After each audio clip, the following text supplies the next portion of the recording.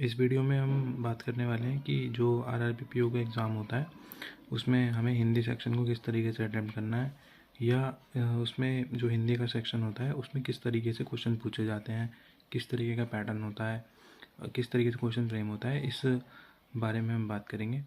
तो सबसे पहले हम 2025 का जो एग्ज़ाम हुआ था आरआरबी पीओ का, उसका एनालिसिस कर लेते हैं कि उसमें किस तरीके के क्वेश्चन पूछे गए थे।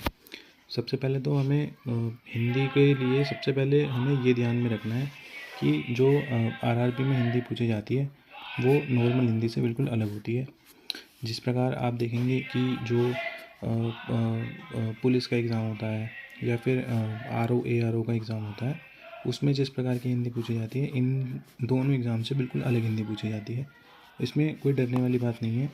हिंदी जो मतलब जिसने शुरू से हिंदी पढ़ी है उसके लिए कोई बड़ी बात ही नहीं है कि उसे मतलब डरना हो कि क्या ही पूछ लेंगे।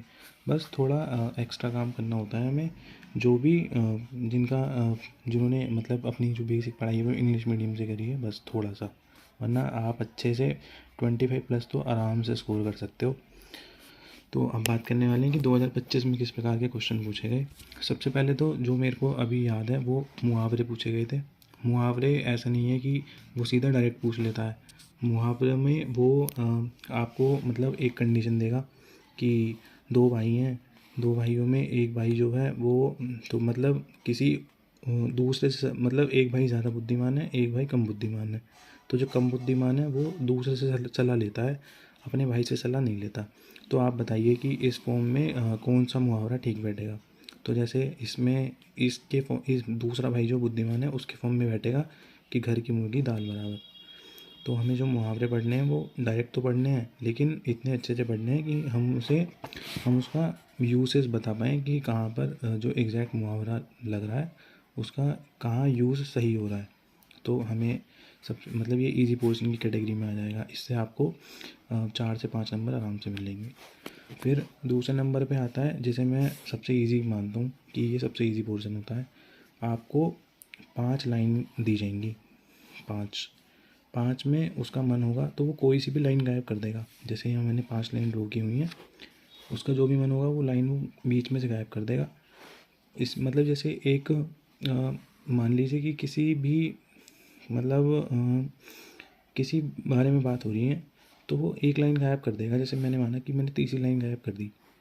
तीसरी लाइन गायब करने के बाद वो नीचे हमें 5 ऑप्शन देगा जिसमें इस कॉन्टेक्स्ट में बात हो रही होगी कि अब वो पूछेगा कि यहाँ पर कौन सी लाइन आ सकती है, वो हमें लगाना है। अगर आपकी रीडिंग थोड़ी सी भी अच्छी है तो आप इसमें आराम से ले जाओगे सारे क्वेश्चन। 5 क्वेश्चन पूछे जाते हैं और पूछे गए थे, 5 नंबर आपके इसमें आराम से आ जाएंगे। तीसरे नंबर पे आते हैं फिलर।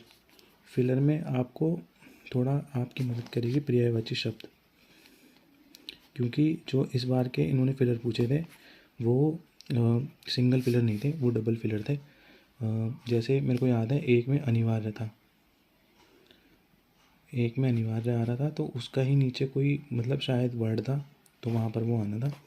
तो जब भी हम मतलब फिलर की प्रैक्टिस करेंगे तो हमें पर्यायवाची शब्द भी मतलब पूरे ऐसे नहीं है कि पूरे रट मारने हैं, पर हाँ थोड़े थोड़े गद्यांश पर्यायवाची हमें पता होने चाहिए, तो हम इसको आसानी से कर सकते हैं।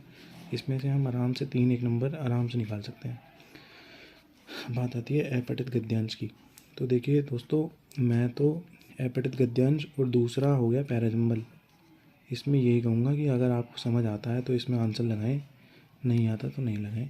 क्योंकि जिस प्रकार आपने किसी भी बच्चे से इस साल का एनालिसिस सुना होगा तो जो अपठित गद्यांश था एक तो ईजी था, मतलब ईजी भी वो पढ़ने के फॉर्म में था, उसके क्वेश्चन ईजी नहीं थे। दूसरा तो आप समझ लीजिए कि शायद संस्कृत में से उठा के दे दिया था वो, मतलब वो बस पढ़ा जा रहा था, उसका एक भी क्वेश्चन नहीं लग रहा था।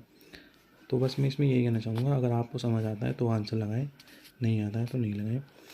एक इजी वाला था वो शायद ग्लेशियर के ऊपर था, मतलब जो ग्लेशियर है उनके ऊपर, वो आसान था। उसमें से आप आराम से अगर वो 6-7 नंबर का था तो 5 नंबर आराम से निकाल सकते हो।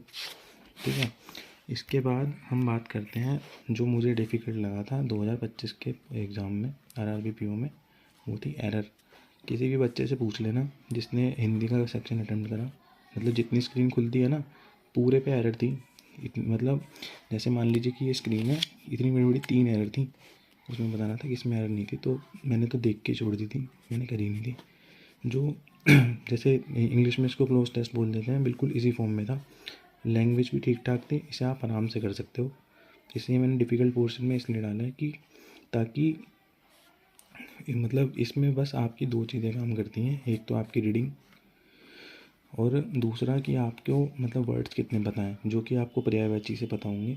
तो इसको भी मैं नीचे भी कहूँगा कि अगर आपको पता हो तो लगाएं, वरना आपके नेगेटिव लगेंगे।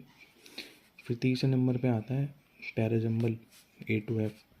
लोग इजी बता रहे थे, पर किसी का भी मतलब सबके आंसर अलग आ रहे थे, तो मेरे को तो समझ नहीं आया था। बस मेरे को पहला पता लग गया था कि पहला कौन सा आएगा, मैंने वही लगा दिया था, बाकी मैंने पाँचों छोड़ दिए थे। तो इसको भी बस मैं जब भी कहूँगा कि अगर आपको पता हो तो तभी अटेम्प्ट करें, वरना इसको अटेम्प्ट ना करें। ठीक है, तो ओवरऑल क्या बात निकल के आती है कि देखिए हमें नेगेटिव लगाने से बचना है। नेगेटिव लगाएंगे मतलब श्योरिटी नहीं होगी तो नेगेटिव जाएगा और हम RRBPO बनने की दौड़ से बाहर हो जाएंगे। आप बिल्कुल भी ऐसा ना समझें कि हिंदी हार्ड आती है, हिंदी बहुत ईजी आती है, आप आराम से 25+ स्कोर कर सकते हैं आराम से। तो बस मैं इसमें इस वीडियो में ये बताना चाहता था कि RRBPO 2025 का एग्ज़ाम आया था, उसमें किस तरीके से क्वेश्चन पूछे गए थे। क्योंकि पेपर को हुए काफ़ी टाइम हो गया है, 28 जनवरी को पेपर 28 दिसंबर को पेपर हुआ था, लगभग 5 महीने होने को आ रहे हैं। तो क्वेश्चन दिमाग से उतर गए हैं। बस मेरा इस वीडियो में मोटिव है कि आपको बता सकूं कि किस प्रकार के क्वेश्चन आएंगे, और बस इतना ही कहना था। So thanks for watching.